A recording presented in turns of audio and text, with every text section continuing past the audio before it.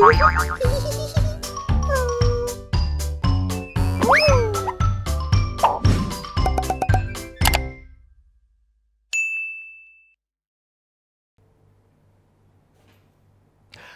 morning and welcome to the first ever fully digital Early Childhood Conference 2020. I'm Randall. And I'm Charlene, and we are your hosts for today.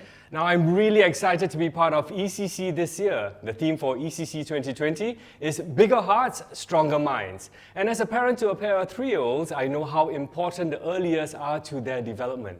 I'm looking forward to picking up some useful tips to support my children in their social and emotional development.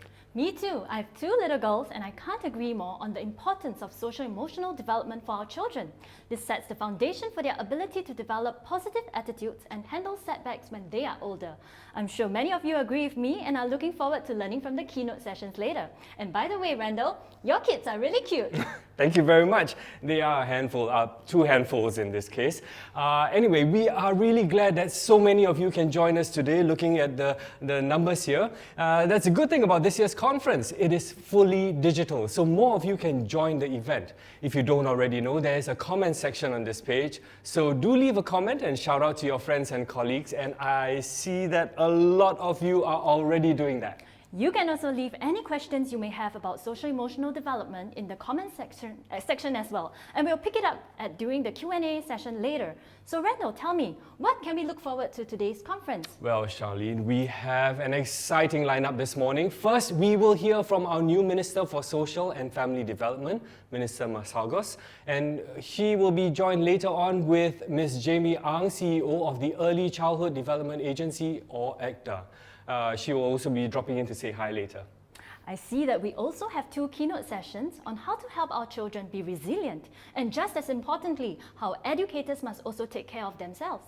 We will also have a Q&A session later where you can ask our panelists any questions you may have about social-emotional development. You know, Charlene, it is really not easy to be a preschool teacher, especially during this difficult COVID-19 period. So right here, right now, I'm giving a big salute to all you preschool teachers out there. Yes, and thank you to all our wonderful preschool educators, especially those of you tuned into our Facebook Live right now. Now, many of you have also participated in the Start Small, Dream Big, or SSDB project. We are excited about the SSDB finale, where you will get to see the many wonderful initiatives that you and your fellow educators were involved in. I'm not sure about you, Charlene, but I'm definitely looking forward to this morning's program. That's right, Randall. And I also want to remind everyone that we have a lucky draw with exciting prizes for you today. So this is how it works. During the program, we will ask a question, and if you know the answer, quickly type it into the comment section together with your registration ID. Yes, you will need that registration ID, so make sure you have it on hand. So stay tuned for that. Now, let's hear from Minister Masagos on his thoughts about the early childhood sector. Hi everyone, I'm Masagos, the Minister for Social and Family Development.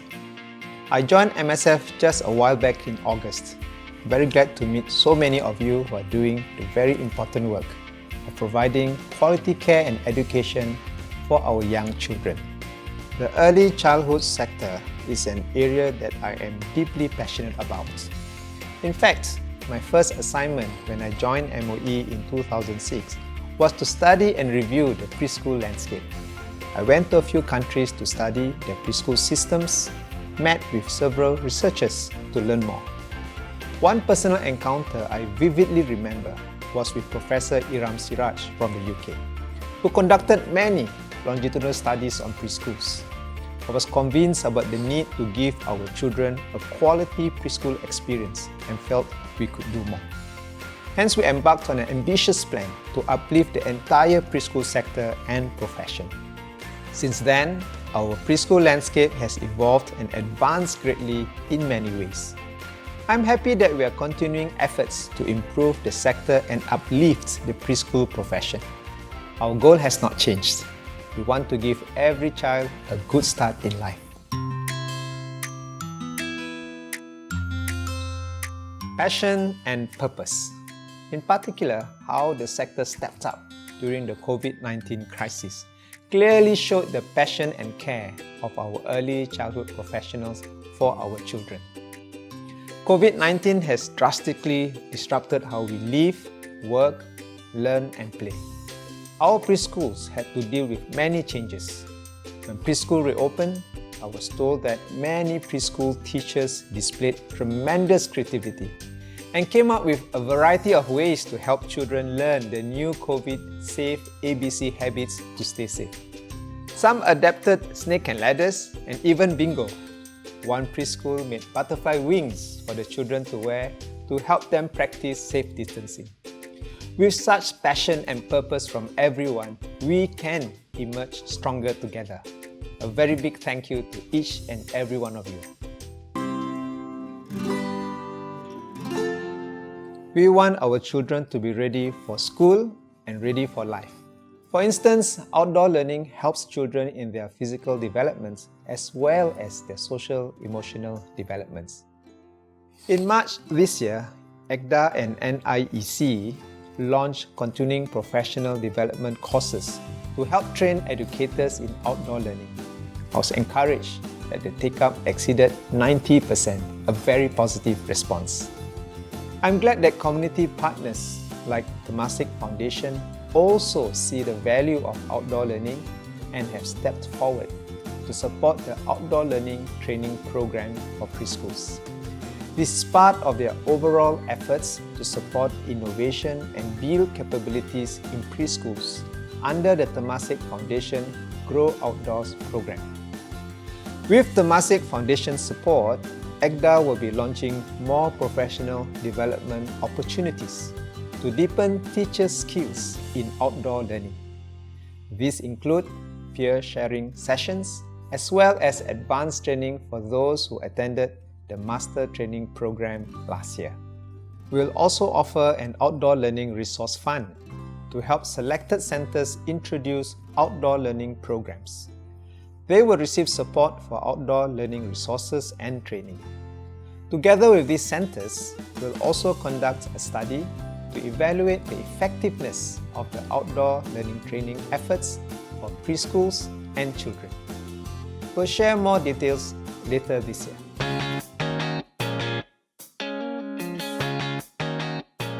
The priority is to help all teachers deepen their expertise and develop fulfilling careers in the sector. This will ultimately benefit both teachers and children. To this end, we are doing three things. First, ECDA and SSG are refreshing the skills framework for early childhood care and education. We'll review the job roles and career paths in the early childhood sector to support greater progression. Second, ECDA is developing a CPD roadmap to help teachers better structure their professional development. We aim to set out clusters of competencies that would be medium-term priorities to develop as a sector. One such cluster will focus on social-emotional learning, the theme of ECC this year. To me, social-emotional learning is critical. It lays the foundation for resilience, perseverance, self-control, building relationships, all of which are important as we journey through life. Third, ECDA is working with HPB on ways to improve workplace well-being for educators. Last year, ECDA commissioned an occupational health and safety assessment for the sector with HPB and Workplace Safety and Health Council.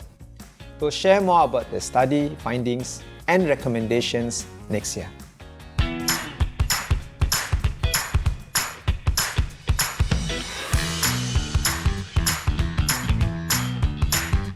Kickstart is an important program for us to reach out to the lower income families even before the child is born.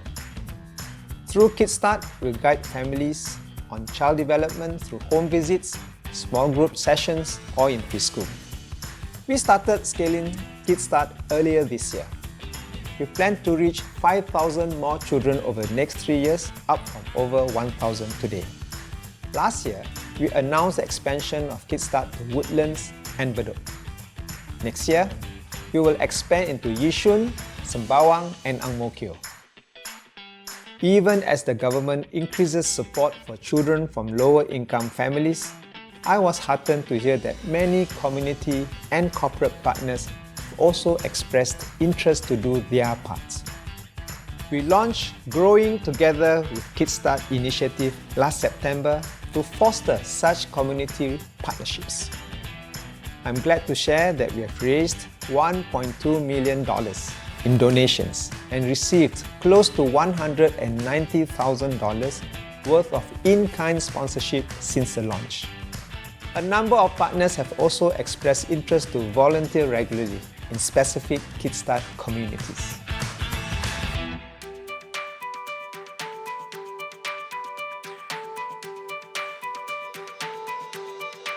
To support inclusion within preschools, we have introduced early intervention programs at preschools. Currently, about 550 preschools offer the Learning Support and Development Support programs to support children with learning and mild developmental needs. Last year, we also launched a Development Support Plus program so that children who make sufficient progress under EPIC can transit to receiving intervention within their preschools instead. ECDA is working with sector partners to expand these programs to more preschools. As we push for preschools to be more inclusive, teachers and early intervention professionals in preschools will be key. Learning support educators and early intervention teachers are also important partners of preschool educators in supporting children with developmental needs. On the manpower front, we are moving in 3 areas. First, we'll be developing a career pathway for learning support educators and early intervention professionals in the refreshed skills framework, which will help to articulate their career progression more clearly. Second, we will enhance the porosity between learning support educators and early intervention teachers and enable them to move across pathways more easily. This also enhances integration of the early intervention and early childhood space. Third, ECDA is working with NIEC to deepen focus on inclusive practices in both pre-service training and continuing professional development for preschool teachers. These courses will better equip teachers with the skills to work with diverse children. This year has shown all of us the importance of being resilient and coming together to give the best for our young children. Thank you for walking this journey together. Let's continue to nurture this sense of community and collaboration as we give every child the best possible start in life.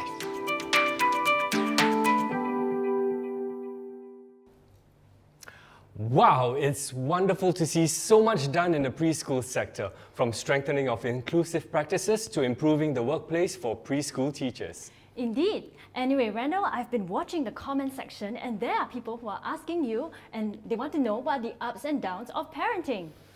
Now, if you were to ask me that question, I think there are a lot of ups and downs.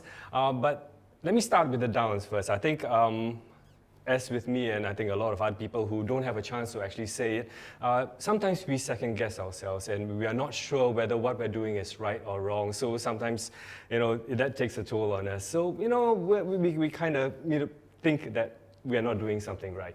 But for the ups, I'm sure every parent out there agrees, I'm sure you agree as well, that when we see our children developing, growing up and being the little humans that they are meant to be, I think that's a big up for everybody.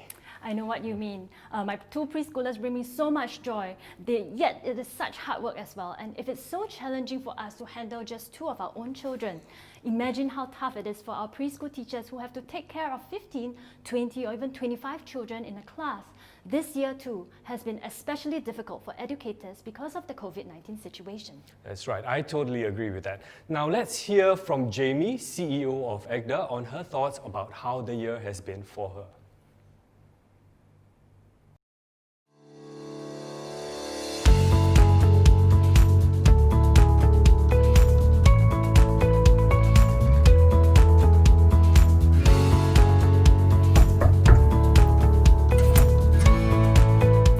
Jamie, welcome to ECDA. Come on in. Thanks.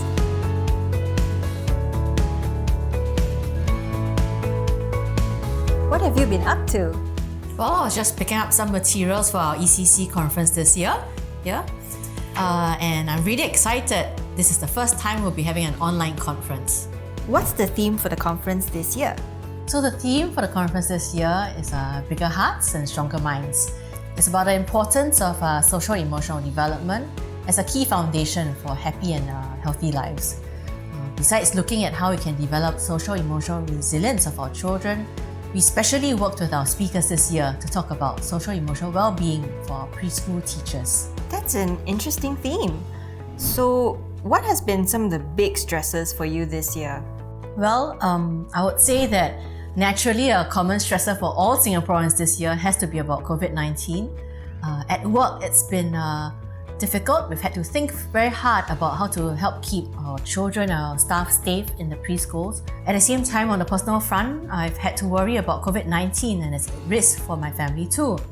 At home, I have a mother-in-law who's very elderly, and my second son is also very young at only 2 years old. It's been especially stressful, I would have to say, since my older boy is taking his PSLE this year. So, how did you cope with all the stress? Well, with a lot of help. We always say it takes a village to raise a child, and it's been especially true for me this year, I would say. My son's teachers have been extremely supportive, constantly engaging him in his learning, even through the laptop. I've been very touched because they've often had to burn their nights, their weekends, and their public holidays to help him prepare for his exams.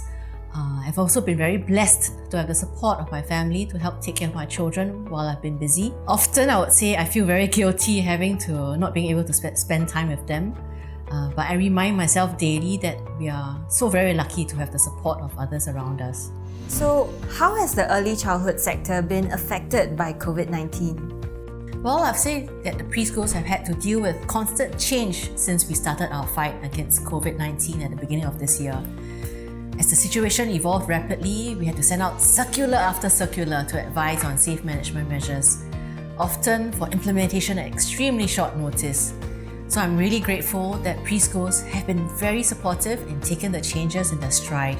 Through all these changes, what gave me great comfort was one constant: the compassion and the cheer that I continued to see and hear from our teachers regardless of the situation. An example is the teachers from ACES Champion Preschool. During the circuit breaker, one of the parents went into labour and suddenly had to request for help to care for her older child. Even though the request was made past midnight on a Friday, the teachers immediately agreed and stepped forward.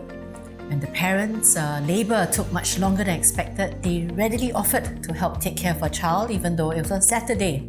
When preschools resumed, we basically had to reopen to a new normal. As part of the COVID-safe ABC measures, teachers had to implement several safe management measures to safeguard the well-being and to protect our children. These changes were tough, I would say. I mean, imagine getting a child to wear a mask from 7 to 7 when we ourselves feel very hot and uncomfortable under our mask for an hour or two. Many preschools and their teachers rose to the challenge and went the extra mile to ensure their children's safety. One example are the teachers from Kanuka Schoolhouse who prepared handmade masks and shields for their children. So for example, these are examples of the masks that they had prepared and sewed for their children themselves. And these too were the shields that they had prepared for their children so that they could resume general services in the school safely. Even as our teachers and children practice safe distancing measures, I'm glad that this does not mean social distancing from each other. Teachers continue to find ways for children to express their love and concern for one another, be it through air hugs or through thumbs up. Great job, everyone! In life, we're bound to face challenges and unexpected situations. We need to help our children learn how to cope with these challenges and to work with one another.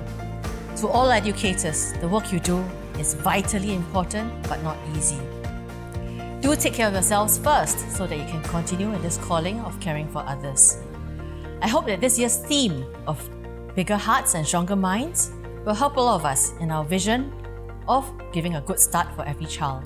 Have a great conference, everyone. Once again, a very good morning and welcome to ECC 2020. Hey, Charlene, Have you met my 5 new friends? No, I haven't. These 5 finger puppets were specially designed for teachers to use to teach the children about different socio-emotional attributes. Now, for example, this is Raz. And he's very responsible. See what I did there? And this is Reese. And she is very respectful of others. Wow, these are really nice, and I'm sure children will be very engaged with these puppets. I think so too. Now, for those of you who have registered for this conference, you will get a set of these finger puppets, which you can use to help the children have bigger hearts and stronger minds. So remember to look out for them. Next up, we'll be sharing the question for the lucky draw. If you know the answer, type the answer and your registration ID in the comment section. The registration ID is the number that can be found in the acknowledgement email sent to you when you registered for this conference. If you don't know your registration ID, go look for that acknowledgement email now.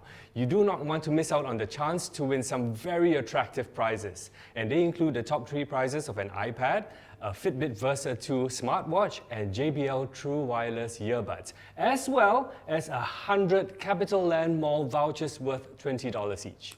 Let's give you guys some time to find your registration ID. I see a question in the comment page asking, what can I do to help a child who gets frustrated and gives up easily? What will you do, Randall? Well, in my case, Ruben, my son, tends to get very frustrated when he can't fulfill his small little chores or duties. So what I usually do is I sit him down, I speak to him, I give him a bit of encouragement, ask him to try again, and usually that works. But as of now, sometimes I end up doing it for him. Well, I definitely have to try that next time with my kids. Now back to the lucky draw. I hope all of you have your registration ID ready, and I'm going to ask the question now. Remember, once I finish saying the question, you can type in your answer and your registration ID in the comment section. Okay, here we go. What is the theme for this year's Early Childhood Conference? I said it earlier on, come on, if you were paying attention, you would know the answer, and it's super easy. You are free to key in your answers until the end of the first keynote session. That's right, the first keynote session. There will be a live draw at the end of the second keynote session to determine who are the winners of the top 3 prizes. The window to participate in this lucky draw will be closing very soon, so if you don't want to miss this chance, respond in the comments now. Okay, next up is the first keynote session titled Laying the Foundations for Life, brought to us by Dr. Jared Ng. Dr. Jared Ng is a psychiatrist with the Institute of Mental Health. He currently oversees emergency services in the hospital and was previously in charge of child inpatient services. Dr. Ng also obtained his Master of Public Health from Harvard University. Now, before we hear from Dr. Jared, let's hear from some children on what makes them feel angry, sad, and nervous. When people take things away from me, when someone snatches toys from me, when friends in school keep interrupting me when I am trying to finish my candy. I ask people if I can have it back. I tell teacher or mommy or daddy. I will drink some water to calm myself down, and sometimes I will ignore them. When something is going wrong and I cry, then teacher laughs at me. When nobody plays toys with me, and when I don't get what I want.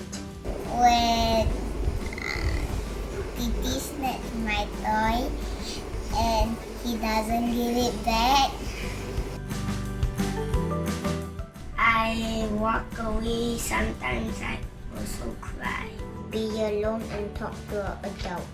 I calm myself down and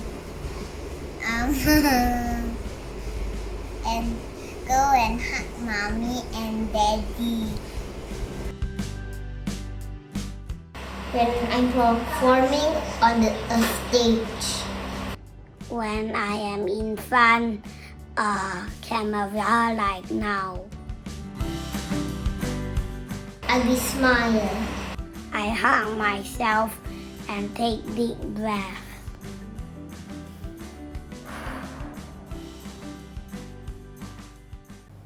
Good morning, everybody. My name is Jared, and I'm a psychiatrist. Today, I'm here to talk about the importance of social-emotional well-being and also a little bit about resilience. This is a topic that's very close to my heart, not just because of my work, but because I have 3 young children of my own. Their name is Josiah, Naomi, and Jonah, and I'll use them as examples of names during the course of this presentation. So what is social-emotional well-being? It is essentially defined as the capacity of the child to be able to form close, secure, and meaningful relationships. The child will be able to regulate, express emotions, and as well as explore the environment and learn new skills to equip them for the rest of their life.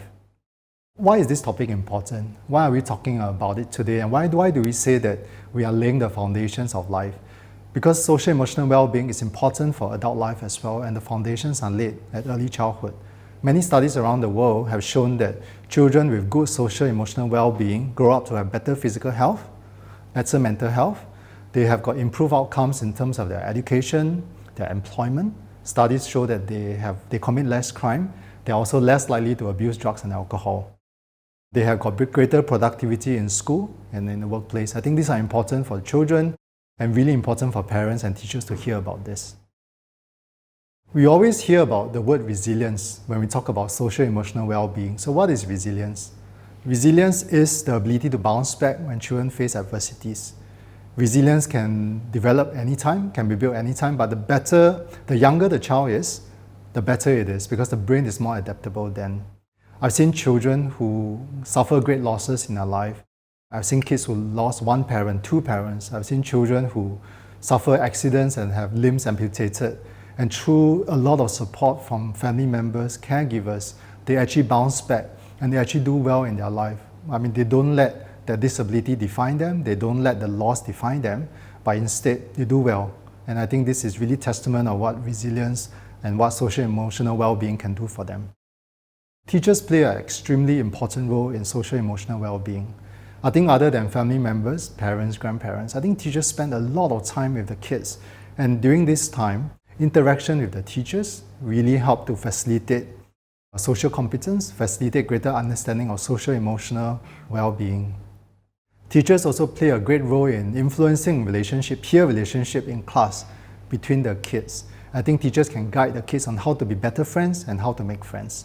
I think teachers also play a role in a classroom setting where they identify children who may be displaying certain symptoms to suggest that they may have some underlying issues. I'll give an example of attention deficit hyperactivity disorder, ADHD, as you may know it. Children with ADHD will present with inability to sit still. They always run around in class, they're very fidgety, they can be very disruptive as well. And a lot of times this manifests in a classroom setting. Teachers see it before anyone else. And teachers can use that opportunity to sound out to the parents that, hey, I think Josiah got some issues, and I think you need to let Josiah maybe see a mental health professional. It's really not just the hyperactive, the problematic children. I think children who are very quiet in class, doesn't interact much with others, doesn't cause trouble in class, may also be a symptom. They could be having an underlying anxiety problem. They could be socially very, very phobic. That means they are very shy, they are anxious when dealing with new people, new situation. I think these are also a chance, an opportunity then for teachers to also sound out to the parents that Jonah is different from the rest of the kid. He doesn't socialize as much. Maybe we should talk about it. I think this is really the role of the teachers. Teachers can help children to identify, to understand, and also to express emotions. Not just the good emotions, but also the bad emotions. We shouldn't always tell the children to repress bad things like anger, sadness, disappointment, but encourage them to talk about it.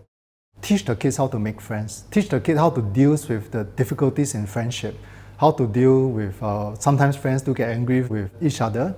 I think teachers need to teach the children how to deal with it better and how to regulate their own emotions and behavior when things really don't go so well for them. A few things that teachers can do. Teachers can identify feelings, can tell the kid what are the feelings that they have and talk about it. I do this exercise with my children quite frequently. Every night we sit down in a circle with my wife and we talk about, tell me the good things that happened to you today. Tell us the bad things that happened to you today. And then tell us, how do you feel? What actually goes through your mind when you go through those bad feelings? Tell us about it. And we teach them actually how are some of the ways to manage those bad emotions.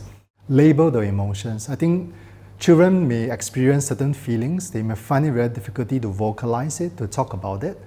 But for example, disappointment. I know that, for example, when Naomi is disappointed, she doesn't get some things or she encounters some difficulties in school, we tell her that, Naomi, what you're going through is actually called disappointment, so that in future, when she goes through something similar, she can tell us, Daddy, Mommy, I'm very disappointed what happened today, and we can talk about it.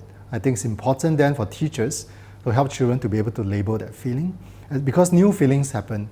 I think children experience new things, they explore surroundings, they should be able to talk about it and talk about it safely with adults like teachers as well. There's a few other things that teachers can do to facilitate friendship. I think, for example, in a classroom setting, teachers can teach the children to interact better with each other. For example, if a task is given to a particular child like Josiah, we'll tell Josiah that, hey, Josiah, maybe you can find one of your classmates to help you with this task, to carry these books with you, and let Josiah do it. For example, even now during the pandemic period, what can happen is that teachers can remind the kids that you can remind each other to wash your hands, to wear your mask. I think sometimes there's a tendency for children to become very bossy, and this is something that children have to manage and teachers have to observe and teach them, okay, maybe you shouldn't say it this way, maybe you should encourage this person to wash his hands instead of commanding him to do so. I think this is what teachers can do. It's important to be able to self-regulate the emotion. When children experience certain negative emotions, identify it, identify your own emotions. I'll give you this example. Last month actually, my dog met with an accident, was hit by a car. When we came home with the injured dog, my children actually sat down and asked me, Daddy, are you sad? Daddy, do you cry? I think the tendency is for us to be strong and say, no, we didn't. Daddy is strong, Mommy is strong. But no, we told them that yes, Daddy felt very sad and Daddy cried. Daddy was very angry at the driver that hit the dog. So we identify these feelings, and my children actually asked me this, are you going to beat him? I said, no, of course not. When I'm angry, doesn't mean I'm going to beat someone. When I'm angry, I'll manage it. And we say that now our focus is on Nova, our dog, and we just want to help Nova get better. And we help them to manage these emotions. Sometimes when children get angry, they go through certain very difficult emotions they don't know how to express. They may become aggressive, they may become violent. We calm them down. Sometimes we pull them to one side, to a quiet place, and we tell them to take a deep breath. There are some tips that we tell parents and teachers to do to help the children visualize a happy place, visualize a place that's calm, that's peaceful, and then ask them to think about this place, close their eyes, and do deep breathing exercises together with us, as the parent, as the teachers. And invariably, this does help to bring the child to a calmer state. Then we can talk to the child better. We can involve the other children as well. For example, if we see one child being angry, like Naomi is angry, I'll tell Jonah, can you go to Naomi and find out what's troubling her and see how you can help her? It could be something simple as offering her a drink, offering her a piece of cookie or chocolate, and sometimes that will help. And teach children, let them know that they are empowered to actually help a fellow child. I think this is important for them. It's important to also guide parents, to teach them that this can happen at home too. Deep breathing exercises, visualizing a happy place, all this should take place at home as well for parents to be able to manage the kids' emotion better. Schools can do a lot more things: role play, drama classes, engaging the child in small group activity, and then encouraging them to interact with each other, to share, for example, stationeries, to share belongings. I think this is important. Teach them how to wait for their own turn. Teach them to regulate, to be more patient in waiting for their own turns. Teachers are very good at using stories and songs to guide them. For example, I know of this song, if you're happy, I know, clap your hands. Teachers can change the lyrics a little bit. For example, if you are angry and you know it, take deep breath and use that song to help children to manage these kind of difficult emotions as well. It's important to involve the parents. I can't say that enough. I think children spend a lot of time in school and at home, and whatever lessons, valuable lessons that teachers teach to the kids in school should be replicated at home. Teach the parents to tell the child how to regulate their emotions, how to interact better with other adults, with other kids at home as well. I want to spend a little bit of time talking about COVID, the recent pandemic that has troubled the world, troubled Singapore. I think a lot of parents and children are spending a lot more time together because parents are working from home, children don't really socialize as much outside. And this is an opportunity for them to develop their relationship. I think the relationship, the interaction between the parents and the kids shouldn't just be about learning, shouldn't just be about doing homework, preparing for exam, preparing for tests, preparing for 听写, or listening comprehension, but is to play together, to have quality time together. Parents should spend that time at play with the kids. I think all the lessons about visualizing happy places, calm places, doing deep breathing exercises should also be taught to parents so that they can continue this at home with the children as well, so that we can emerge from this stronger as well. So that's the end of my presentation. Thank you very much. Thank you, Dr. Jared. Those were some very useful tips to help children be more resilient. Well, remember, if you have any questions regarding what Dr. Jared shared or about social emotional development in general, you can type your questions in the comment section below. Indeed, and just a reminder that you can still participate in the lucky draw and win attractive prizes. The question again is, what is the theme of this year's Early Childhood Conference? Simply type the answer to this question and your registration ID into the comment section, and that's it. We will be closing the lucky draw very soon, so hurry. The live draw for the top 3 prizes will take place after the Q&A segment, so don't forget to stay till then. Okay, next up we have Ms. Vivienne Ng, who will share with us a talk titled Time Out for Teachers. Vivienne is the Chief Psychologist at the Ministry of Social and Family Development. She oversees psychological services within the ministry and the social service sector in areas such as disability and family services. Now, before we hear from her, let's hear from some of you about the challenges you face at work.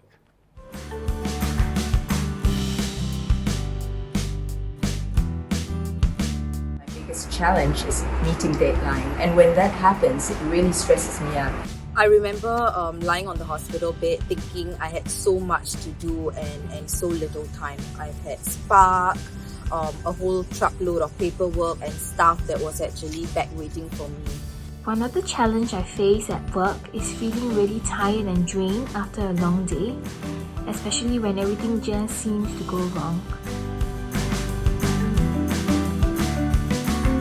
My desire to move forward turned into a need to actually move forward, and the need to get a will to move forward. Moving forward required my action, even when I wasn't sure I could do it. By moving forward, I was choosing to happen to life instead of letting life happen to me. I was choosing resilience. I know I can always count on my colleagues, and I am not alone. They are there to listen to my struggles, to encourage me and to push me forward, to let me know that tomorrow will be a better day and there is always a rainbow after a storm.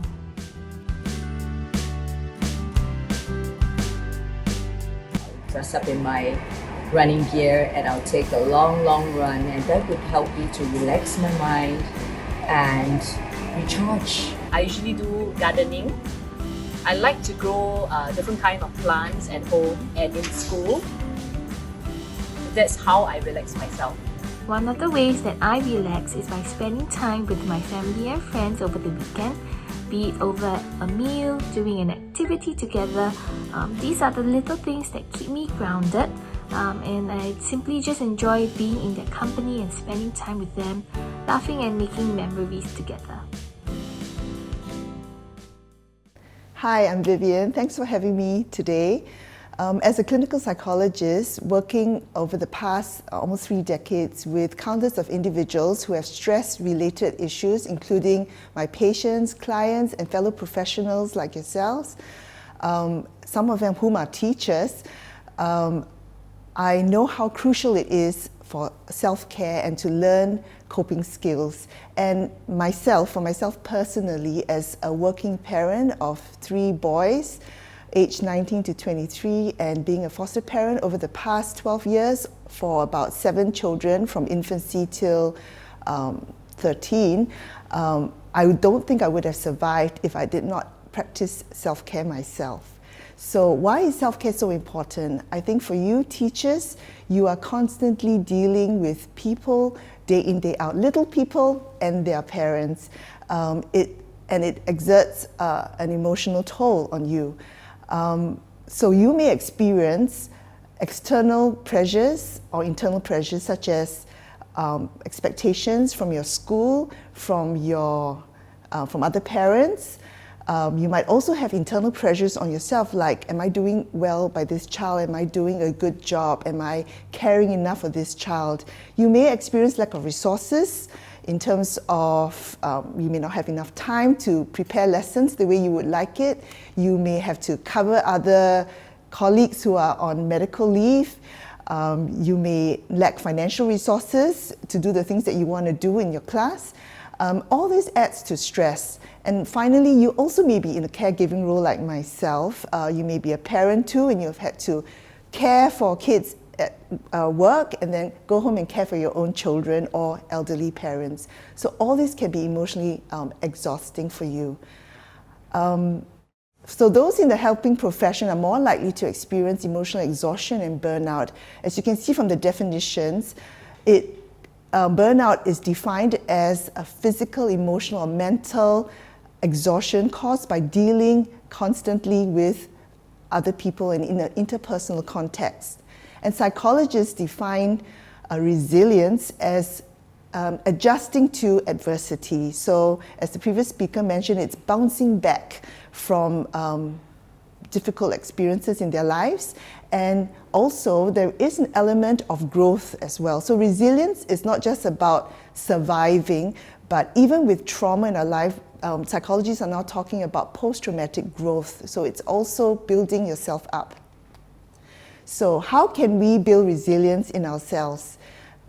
Looking at the different facets of our life, there are many things that we can do to cope better with stress in our lives. Firstly, self-awareness, knowing yourself.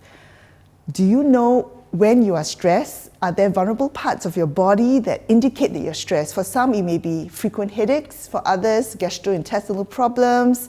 Others may act out behaviorally. They end up losing their temper more frequently with their family members.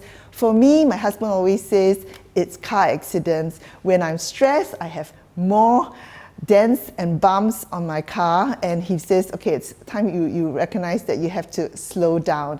Other people engage in unhealthy habits like drinking, alcohol, or binge eating.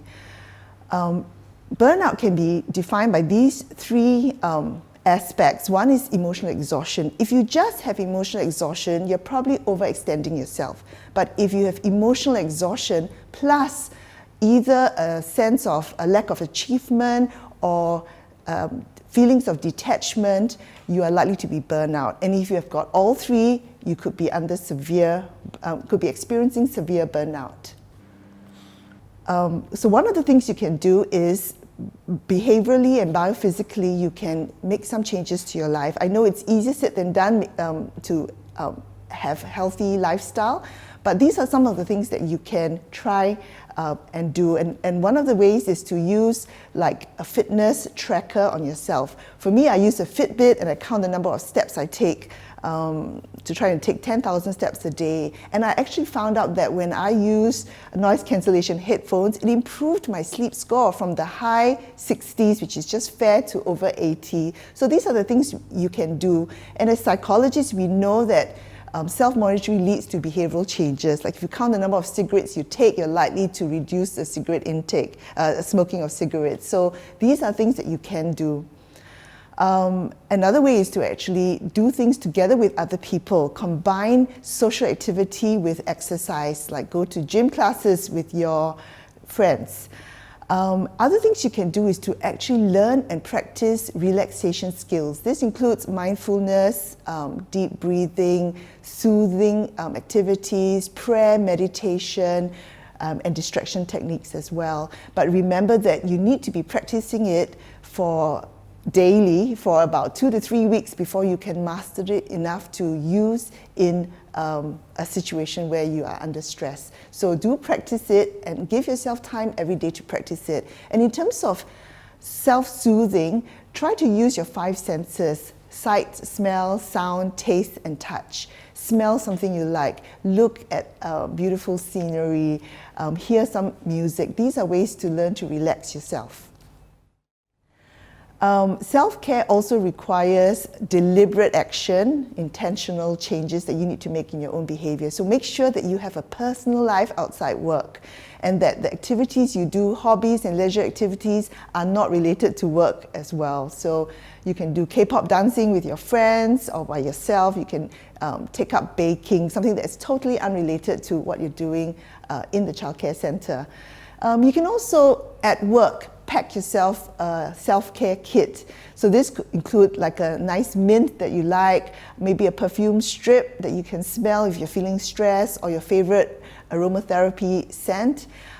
It could be a picture of your family that you want to look at and remind yourself of loved ones, a saying that inspires you, a note of appreciation from somebody. And these are things that you can do when you're under stress. So if you are feeling annoyed at a child or feeling particularly stressed or impatient, you might want to sort of recollect yourself, be aware of what's going on in your body, maybe take a step back, a timeout for yourself if you can, a mini micro timeout if you cannot leave the room. It may be just focusing on something like a picture, telling yourself, it's okay, this child didn't mean it, I can get through this. Some things you can do also is transitional rituals on your way home. So listening to music or something inspirational in the MRT on the way back, treating yourself to a cup of coffee and just enjoying, savoring it. These are things that you can do as well. Finally, limit setting. It's important to be able to say no when you have to and recognize when you've hit your limit. Again, I can't go through that in detail, but it may be just speaking to your supervisor and asking them, I'm really pressed for these 3 things that you've asked me to do. Is this something that you think is priority that I do first?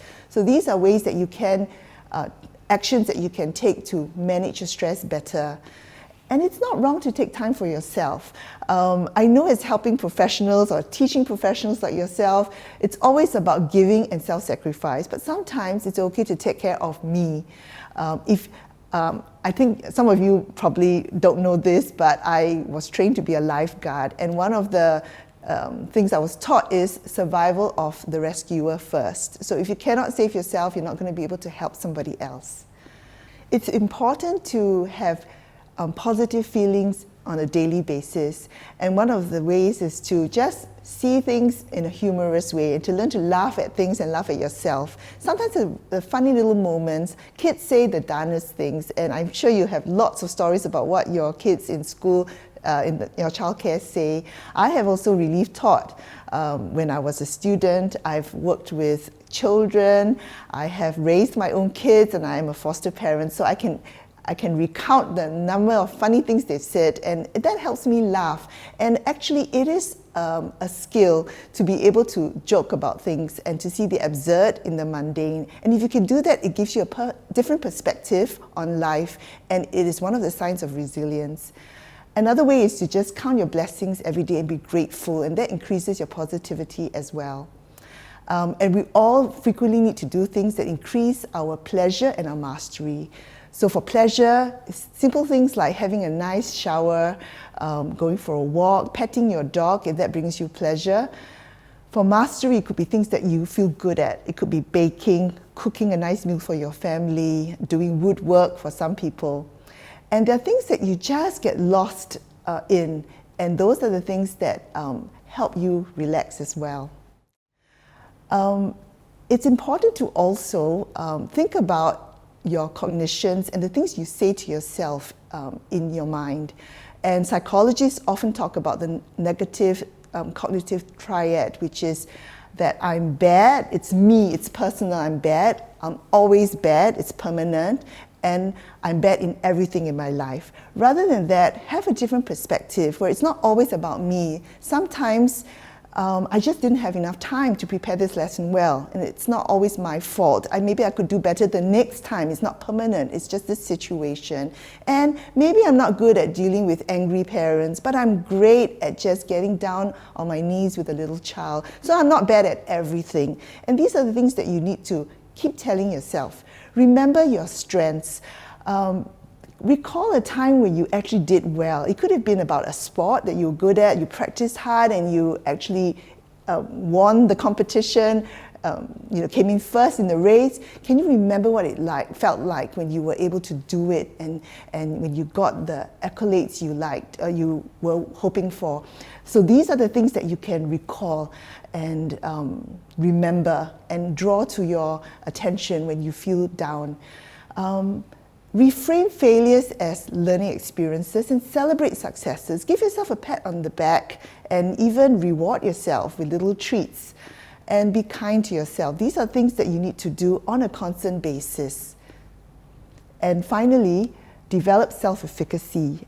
As childcare teachers, you may have read the book, The Little Engine That Could, about the little blue engine who was puffing up the slope and saying, I think I can, and finally going over the hill and saying, I thought I could. So it's that sense of trying it and saying, I'm not going to give up, I'm going to try, I'm going to persist, and I think I can do it. And all this takes practice. If you've always been saying negative things to yourself, it does take time to change your thinking. So look in the mirror and remind yourself of how your worth, and there are things that you can do to make changes in your life, and that it's not as bad as it seems.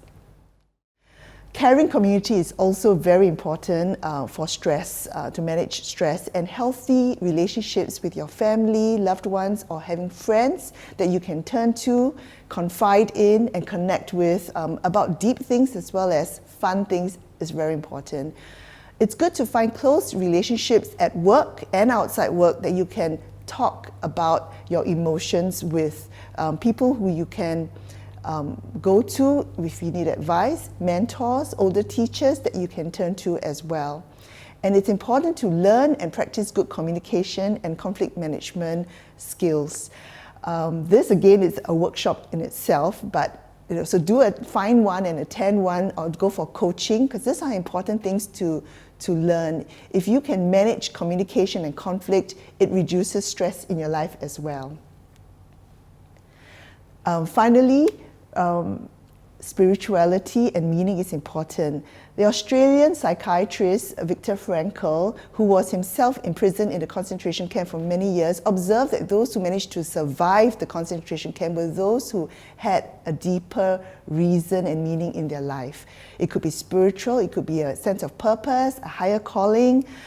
So reconnect with what it is that brought you to teaching in the first place, why you're doing what you're doing.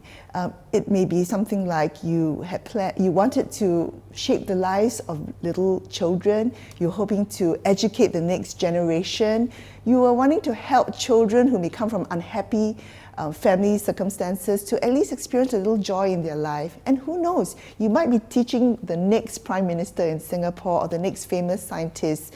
We don't know, but we all can remember teachers who made that difference in our lives. Emotional hardiness is part of resilience as well, as coined by psychologist Dr. Kobasa.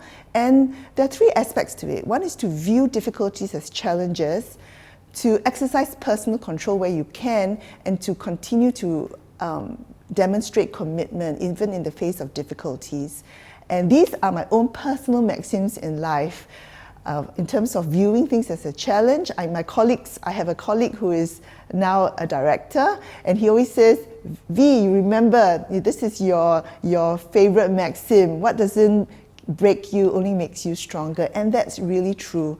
It doesn't mean you can't be broken, because we all have our limits and we need to be aware of them and to protect ourselves. But it's true that it does stretch you when you face challenges, and it develops resourcefulness in yourself. It's a bit like exercising a muscle you thought you didn't have. And in terms of personal control, I strongly believe in the serenity prayer. May I have the courage to accept the things I can't change, the courage to change the things I can, and the wisdom to know the difference. It's all about knowing what you can change and what you can't change, and to go ahead and change the things that you can. And finally, resilient people are committed to their goals, and that's what gets them up in the morning and gets them to work. And commitment's not only restricted to work, it's about your own life, your finances, your relationships, and even your own personal religious beliefs. To end off, I'd like to share this quote by Viktor Frankl, the psychiatrist that I talked about. What is to give light must endure burning. What we have to recognize is that our work, especially in the human service area and in the teaching profession, it's not a mad sprint, it's a marathon, and we have to sustain it so that we can keep the flame burning in ourselves. So I'd like you to think about one area that I've spoken about that you have not tried out before, and commit to yourself to make this change. You may want to call your friend now or message your friend to say, I'm going to do this. And why do I ask you to do that? Because that creates accountability. And if you say it out and you tell somebody, you're more likely to do it. So go ahead and do that now. And if you are a supervisor or a principal, you may want to think about, how can I keep my teachers' flames burning? How can I create a safe culture where it's okay not to be okay sometimes, that we want to build up rather than tear down, and it's part of the journey that's important rather than the outcome or the results. And if you care for your teachers, the results will take care of itself. As Theodore Roosevelt said, people don't care how much you know until they know how much you care. And you yourself, as principals and supervisors, are probably under the most stress. You take the brunt of a lot of the criticisms, complaints by parents. You have to make sure that everything runs properly, manage the finances, administration. So what are you doing in terms of your own self-care? And finally, as a team, I think we all have to support one another. Teachers supporting principals, principals supporting teachers. Because when one is down, the rest need to be there to pull that person up, and we all can mutually support each other. So I hope this has given you an idea of some of the things you can do to manage stress, and we will take your questions after this. Thank you. Thank you, Vivienne, for that very important reminder that we need to take care of ourselves before we can actually take care of others. Now, what really stood out for me was the point that we need to be kind to ourselves. We often do so much for others that we don't realize how hard we're pushing ourselves. Indeed, I think that quote, what must give light must keep on burning, was really resonated with me. And I hope that we do all take time to practice some self-care for all ourselves. All right, I hope all of you have submitted the answers for your lucky draw, because the window to submit your answers is going to close in 3, 2, 1, closed. The live draw for the top 3 prizes will take place after the Q&A segment, so stay tuned for that. And right now, we will be having a time of Q&A with our panelists, and they include our 2 keynote speakers, Dr. Jared and Ms. Vivienne. Thank you for joining us. And also joining them on the panel today will be ACTA Fellow, Ms. Seri Rahayu binti Arif, Executive Principal from PCF. Good morning to each and every one of you. And once again, thank you for joining us on this conference. Morning. Wonderful. Welcome to all our panelists today. We have heard so much about social emotional competencies from our keynote speakers today, and I can see many of you have questions to ask them. Let's kick us off with this question. What relaxation activities can help to reduce children's anxiety so as to improve their concentration and ability to learn? May I invite Dr. Jared and then Seri to start us off, please. Dr. Jared? Okay, so we need to reduce children's anxiety, not just for the purpose of learning, but I think in every aspect of their life as well. Maybe I'll share some examples of what I do with my 3 kids. Like before going to bed, we usually sit in a circle. We would join hands. I know it's very cheesy, but we join hands and we tell them to just talk to Daddy about the happy things that happened to you today. Tell us what good things you want to happen to you tomorrow. Tell us things that you're thankful for. And then we close our eyes and do some visualization exercises. And I think it reduces the anxiety for the day. And whatever bad things that happen to them, it really goes away. And then they could have a good sleep. I think in a classroom setting, if the students are anxious about the next lesson, for example, maybe the teachers can practice grounding exercises with them as well. For example, ask them, okay, tell me 5 things you notice in the classroom that is green in color. And have each children name the things, and then that grounds them to the present, so that they don't keep worrying about what's going to come next or what bad things have happened before. So these are some of the techniques that we can use with the kids. Thank you, Dr. Jared, for that wonderful examples that you've shared. May I invite Seri to add some of your thoughts as well? There is no one formula to fit all when it comes to reducing the anxiety of the children. So while some children it is okay for them to have just a hug or reassuring words, others may need some time on their own for them to sometime on their own in an area of the classroom and to keep themselves occupied. One may just need the teacher to just hold the hand and to just tickle the bum, while others may need just their comfort blanket or their toys. And they can we have a child where they will just wants the teacher to be near her, and while she cries just for that short little while. So every child, they respond differently, because to cater to their needs. Thank you. Well, wow, that's a not easy task, because each child is probably going to be very different, and you have to be able to personalize the Yes, technique correct. and the strategies for each type with of 15, child. 20 children That's in each right. class. So that's why the teachers have to know the children. Yeah, right. How So do we they have to have that connection with the Yes, children. correct. That's nice. For question number 2, maybe Vivienne and Sari, you can pick up on this one. How can preschool teachers and center leaders create a supportive environment to encourage pro-social behaviors in the preschools? Okay, maybe I'll start with center leaders. I think it's really up to us as leaders to create a psychologically safe culture in the center. I think that's really paramount, because we set the tone. You set the tone as a leader for all your staff, and the teachers set the tone for the kids. So how do we do that? We know from research that if there is a psychologically safe sort of culture in an organization, there'll be more collaboration between people, and there'll be more creativity as well.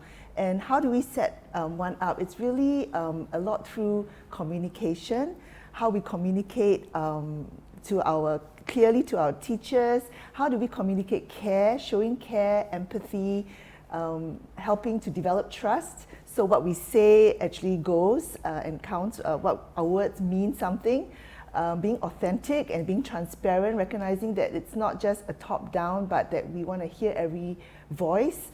That sort of encourages people to speak up more and entertain different thoughts, because what you don't want is everybody just blindly following and not raising up issues. So again, a culture of no blame is good, because it allows teachers to make mistakes and to learn from it.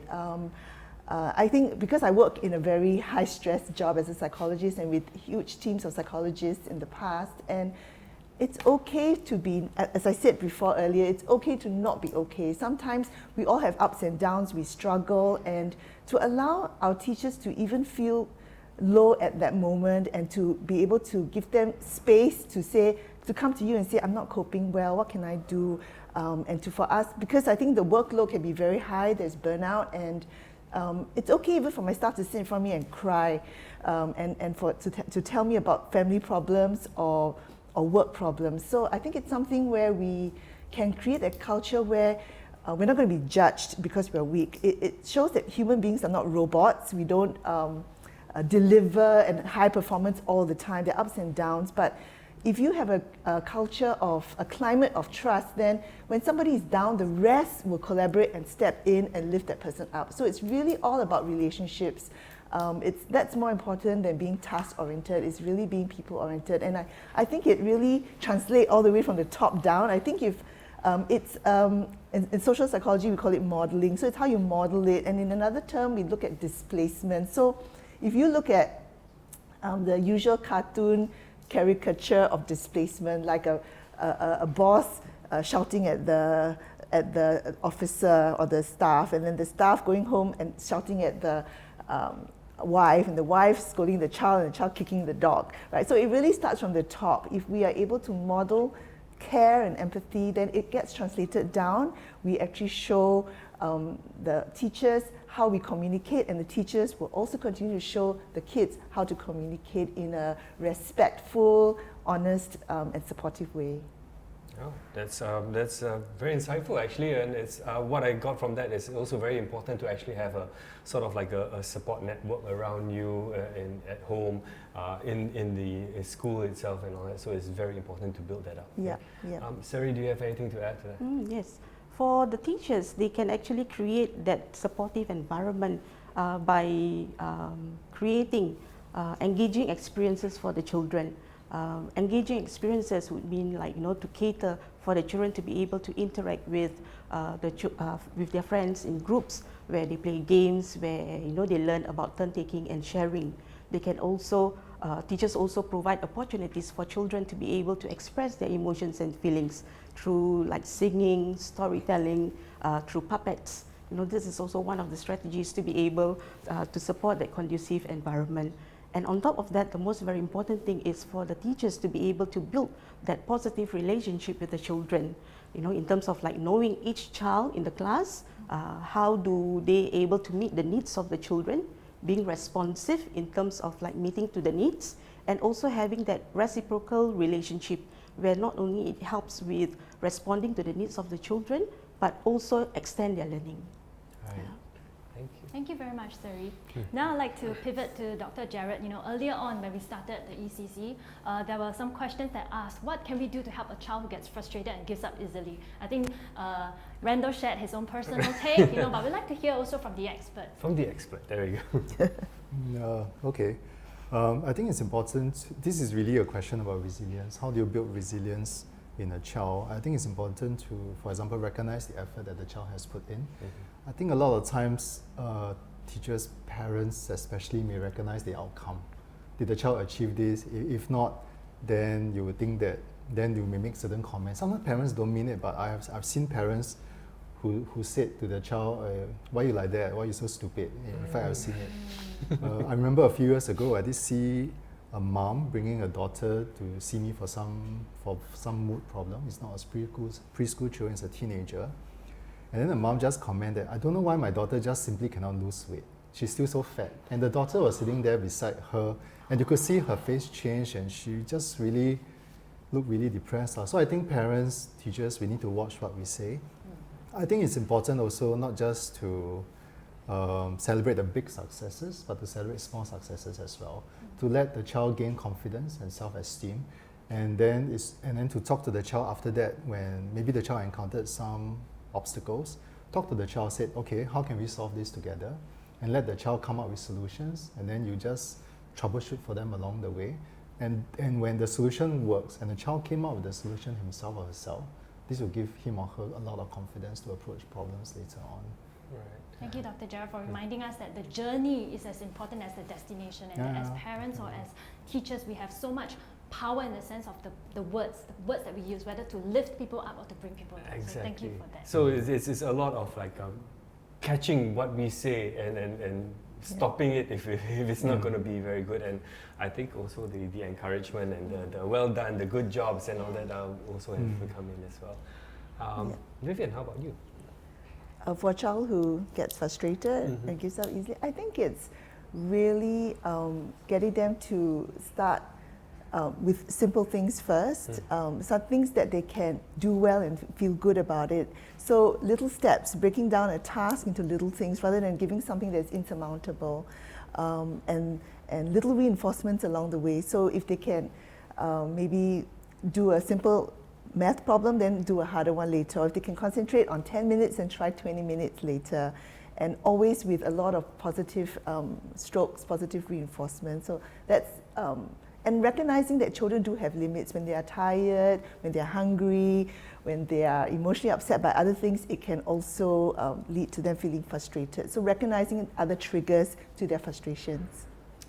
Okay, so we have another question here. How do we talk to parents so that they are willing to seek professional advice when we identify children with behavioral issues? Yeah, I think this one, we saw many of these related comments coming up on the Facebook Live page. So perhaps we could kick it off with Dr. Gerald. Okay, so I think it's important to really talk, for teachers, I think it's important to talk to the parents, to let them know that we are on the side of the child. I think a lot of times, sometimes parents may feel that the teachers are just trying to shift the problem to the child. That means the child has this issue, please go and get some help about it. But I think we need to let the parents know that we are on the same side. We want to help the child, and this particular issue that your child is displaying could indicate a bigger problem. For example, I know that a hyperactive child could indicate attention deficit hyperactivity disorder. A child who just simply spends time by himself in the center, don't talk to anyone else, may indicate something like a social phobia or something more serious like autism, for example. And it's important to just be honest with the parents about this, that we think that the child has this problem, please consider resources, and then maybe schools should be equipped with a list of resources that parents can seek help at. Give them websites, give them tips, or give them websites, give them online resources where they can go and look and let them see for themselves, and give very concrete evidence why the teachers think that the child has got this problem. I think it's important to have that open dialogue rather than try to sweep things under the carpet. I remember going to meet the teacher session when my son was in preschool, and the teacher did tell us that, yeah, we noticed that your child don't seem to have many friends, and maybe we should talk to him about it. So we talked to him about it. We spent some time talking to him, and it turned out that he was actually being bullied in school by a bigger boy, and eventually turned out that the bigger boy has got autism as well. So we had to explain to him that, okay, actually the boy didn't mean to bully you, he just had some issues of his own. So it's important to have open conversation and dialogue with between parents and teachers. So true. How about Vivienne, and then maybe we get Sari to also chime in from a perspective as an executive principal.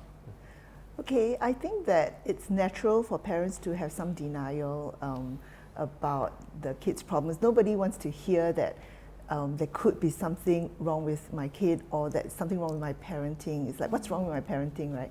So, especially behavioral problems. So I think I would probably try and go in a bit easier, even though we might suspect there are more serious problems, but it's really about just encouraging them to get help first. So it could be reframing like, this child is very active, and a lot of parents have difficulty managing their kids, and they could benefit from learning some positive parenting tips. So why don't you go see a professional and get and understand a few strategies and learn a few strategies. So it could be coming from just dip your toes in first and see what it's like. There could be something more serious, but people may not be able to hear straight away that it's something very serious. So it could be little steps first, similarly to children, right?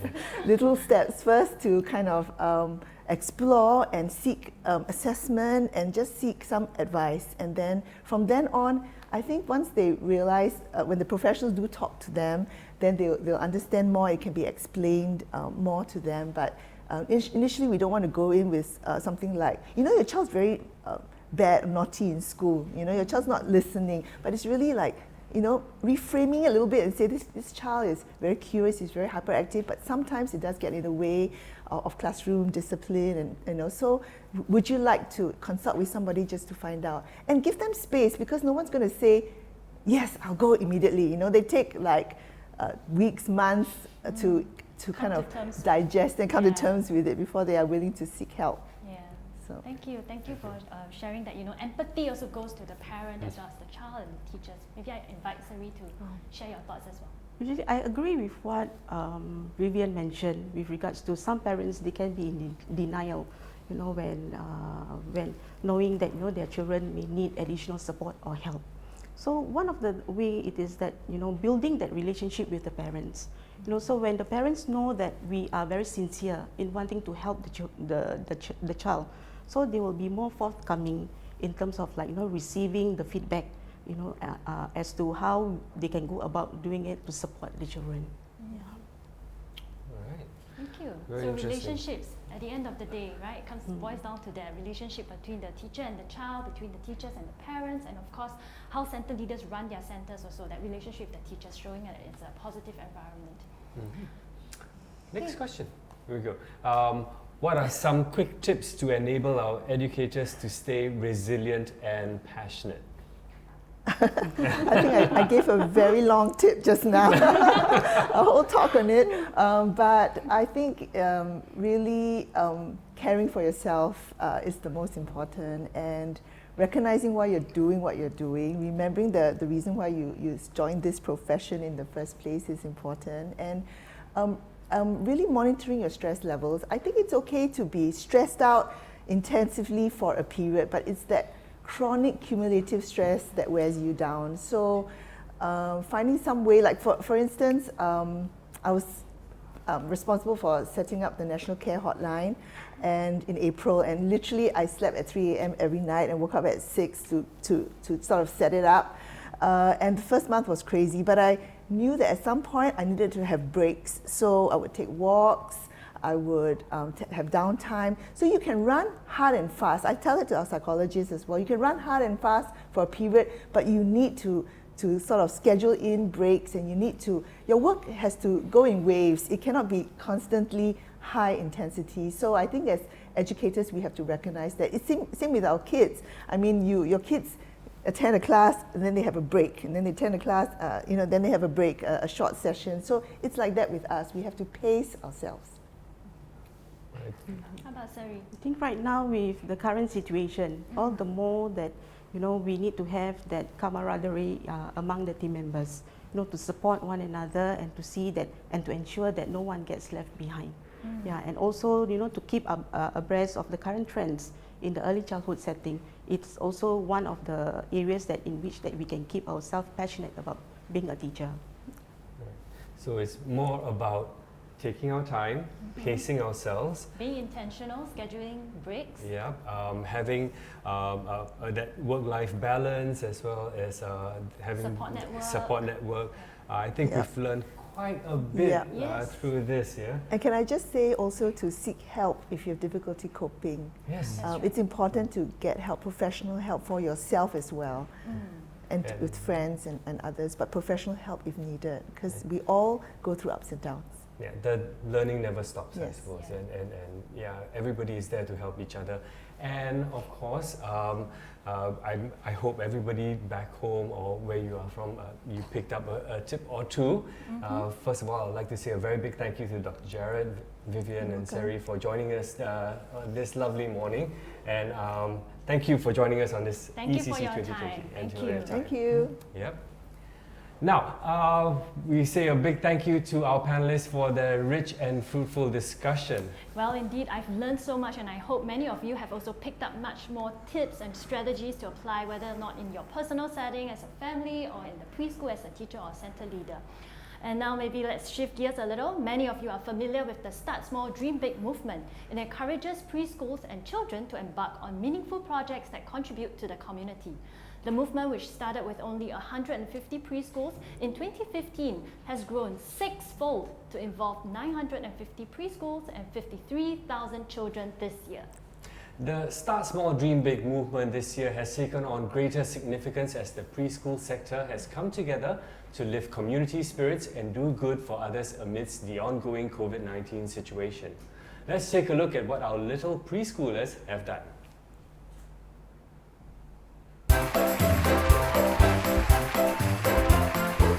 Welcome to the Start Small, Dream Big 2020 finale!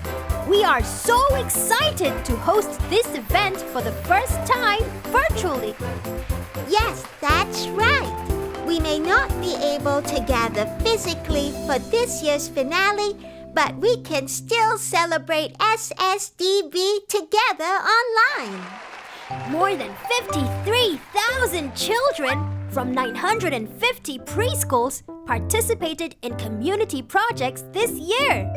This is 6 times more than when SSDB first started in 2015, and it is the highest participation we have ever had despite this challenging year. The theme for this year's Start Small, Dream Big is a caring and inclusive home for all. The aim was to show that everyone can contribute to society. Yes, we can all care for others in our own unique way. Learning to be kind and caring starts from home. Family bonding sessions and home-based activities have certainly made us grow closer to our loved ones this year. We also showed that we can still love and care for our friends and teachers in school, even though we have to put on our masks and keep our distance. Caring for our loved ones also means we have to protect our earth and the environment. What we do may seem small, but when we all do it together, we can make a big impact. Let's continue to make our planet a better place to live in. Hey, Big, animals are our friends too, right? Yes, definitely. Our SSDB children have done such a good job learning about taking proper care of pets and other animals around us. They even learned that they can help by raising awareness on saving our endangered wildlife. Start Small, Dream Big this year has taken on a greater significance as we see our preschool community come together to uplift spirits and do good for others amidst COVID-19. Many preschools have responded to the SG United call to help our society overcome the coronavirus outbreak in creative ways. That's right. Despite the limited activities and social distancing measures that our preschools face this year, they still managed to raise funds, collect donations, and spread cheer and kindness. Let's take a closer look at some of these projects. In this project, the school assigned a buddy to do activities with my son, Benedict. They learn things together and it has taught him values such as being kind to others and, most important of all, being respectful to people around him. In this year's Start Small Dream Big project, children at YWCA Outram showed appreciation to the frontline workers by making thank you cards and video to SGH staff.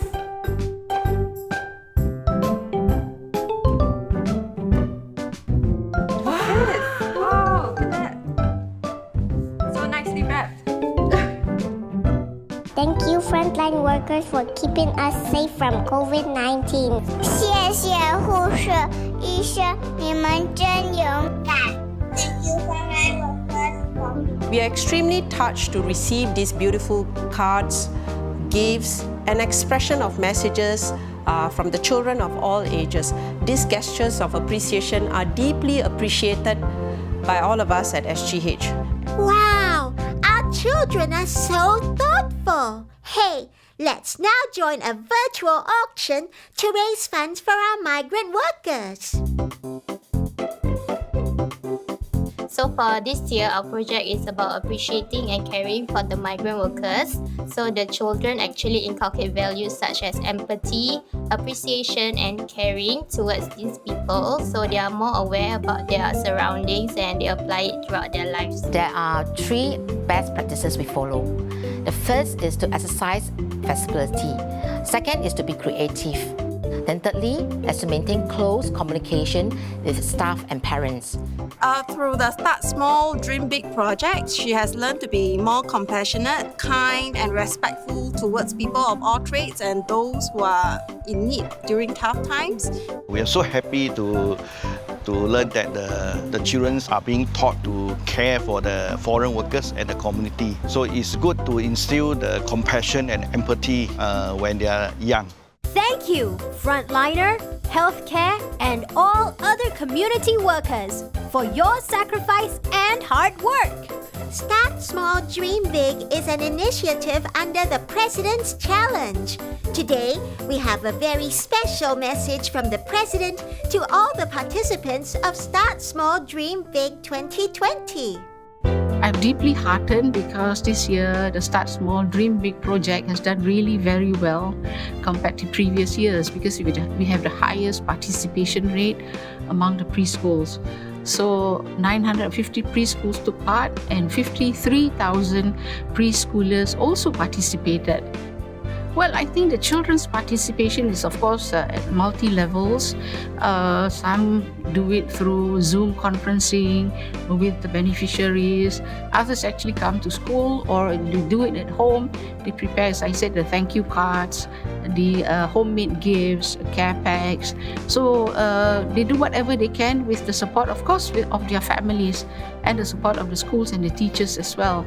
And the important thing is also some of them engage other community partners to do this part of the work. And in doing so, they then spread a message of care and compassion. It's not limited to just the preschoolers and the children and their families, but also the community as a whole.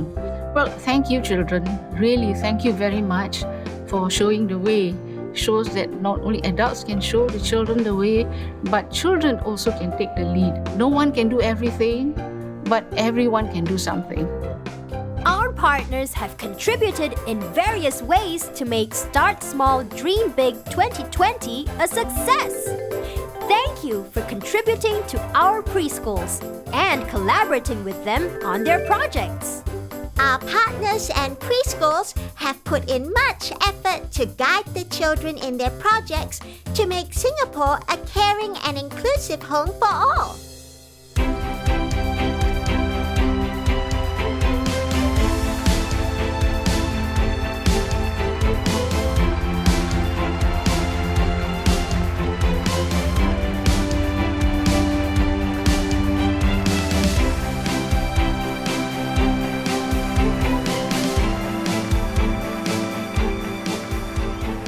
What an eventful year this has been! We would like to thank all of you who have made Start Small, Dream Big such a meaningful movement. And we look forward to making Start Small, Dream Big even bigger next year. Start small, dream big. Join us next year.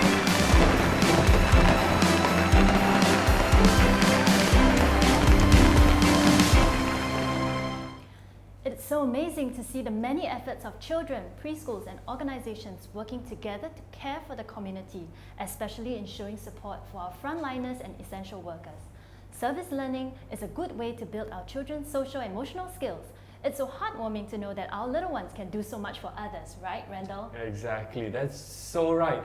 What's inspiring as well is to see the Start Small, Dream Big movement grow year on year, with more preschools and children coming on board to start projects to contribute to the community. I must say, it is an amazing thing what you guys are doing with the children in the preschools. Well, right now, I will need the help of our panelists to pick out the 3 winners for our lucky draw. So may I invite Vivienne, can you please help me to pick out the 3rd prize winner?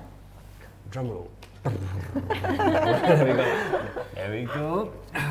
Let's see now. The winner of the JBL True Wireless Earbuds is Lee Po Tiang 3659. That's the last few digits of your ID. So 3659, Lee Po Tiang, congratulations. 3rd prize goes to you. And Jared, now we will need your help to help us pick out the 2nd prize winner. Digging right to the bottom. There we go. I'll give you the drum roll. And the winner of the Fitbit Versa 2 smartwatch goes to Santos Actia Marie Della Cruz. 5934. Congratulations, you're our 2nd winner. And Sari, may we invite you to do the honors of picking up our top prize winner. This is the prize that is an iPad, so it's being passed down. I hold the winner of the iPad right here. Let's see who we have. Drum roll there, Tan Kui Soon, 5475. Congratulations, you've won for yourself an iPad. Congratulations at the top 3 prize winners. We will be contacting you separately on the details on how to collect your prizes. Now for the rest of you still watching, don't be disappointed. There are still 100 CapitaLand Mall vouchers to be won. The list of winners will be shown at the end of the conference, so you have to stay tuned, okay? And thank you, Jared, Vivienne, and Sari for taking time to join us at the conference today. Thank you. Thank you. Thank you. We have now come to the final segment of today's conference, and what better way to end this conference than through song? We have a music video titled We'll Come Out Stronger, which is a special tribute to our educators to encourage you to press on when the going gets tough and to cheer each other on when you get tired. Yes, the song is composed in-house by Iskandar Rawi from ECDA, and many educators contributed to the music video. Oh. So many of you have submitted video clips of you and your colleagues singing and dancing to this song. This music video is a beautiful reminder that though you may come from different preschools, you are all united with a common vision of providing a good start for every child, regardless of the child's background.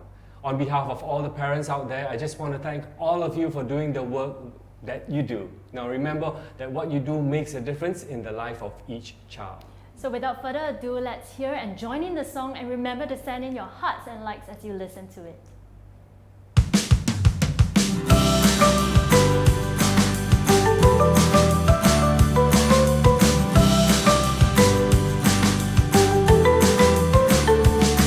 They say it takes a child. All of us together from different walks of life, caring for our children, sparking ideas in their minds. Sometimes it gets so busy, there are times we can't unwind.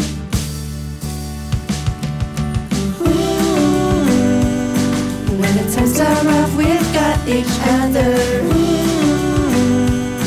Just like stormy days, they will get brighter. When we see our friends need a helping hand, get them up, do our part. Together we will come out stronger.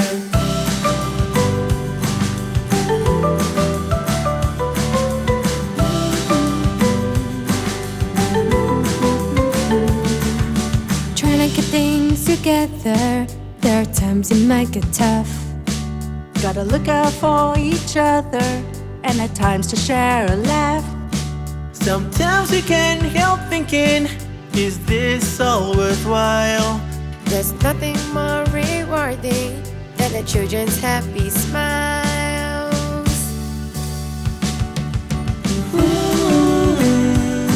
When the times are rough, we've got each other. Just like stormy days, they will get brighter. When we see our friends need a helping hand, get them up, do our part. Together we will come out stronger. To piece the building blocks, the foundation of our lives. For our humble mission, we can reach for greater heights. Together we will strive for a good start for every child. But first we need to feel alright. When the times are rough, we've got each other. Just like stormy days, they will get brighter.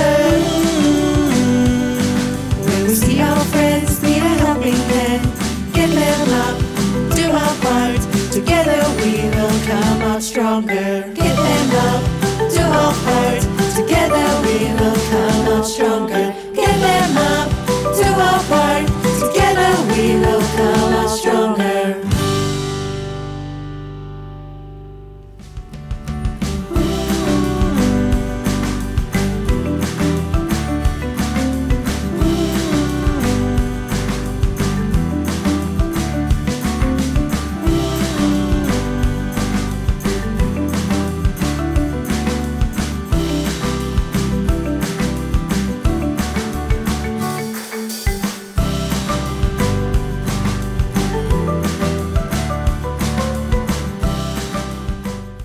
Wow, I hope all of you enjoyed that. It was so catchy and uplifting and wonderful to see so many teachers coming together to sing this song. Exactly. What a wonderful way to end off the conference.